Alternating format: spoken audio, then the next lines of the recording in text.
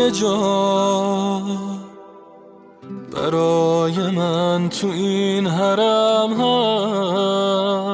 هست، مگه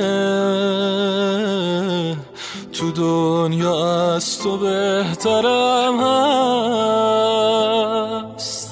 حکایت من و تو از قدیمه، یه دست غیبی پشت زندگیمه.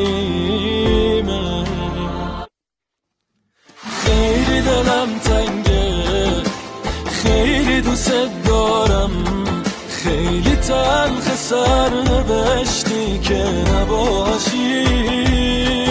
من نمیرم تو بهشتی که نباشی. ای کاش هوامو داشته باشی. خیلی دلم تنگه، خیلی دوست دارم، خیلی تلخ سرنوشتی که نباشی. من نمیرم تو بهشتی که نباشی.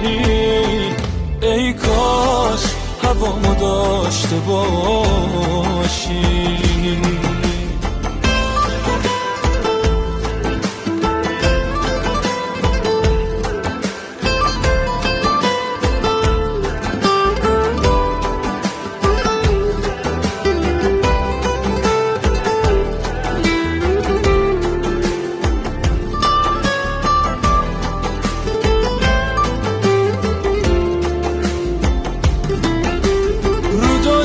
چشامو بستم، بگو نوبتم کی میشه. میدونم ره 100 ساله با تو یک شب طی میشه.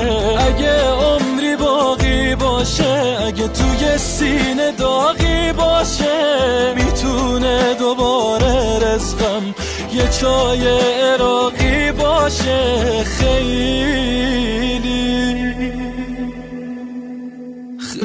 دلم تنگه، خیلی دوست دارم، خیلی تلخ سرنوشتی که نباشی. من نمیرم تو بهشتی که نباشی.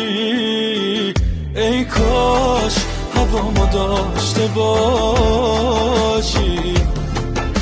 خیلی دلم تنگه، خیلی دوست دارم، خیلی تلخ سرنوشتی که نباشی.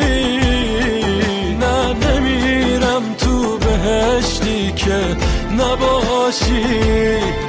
ای کاش هوامو داشته باشی.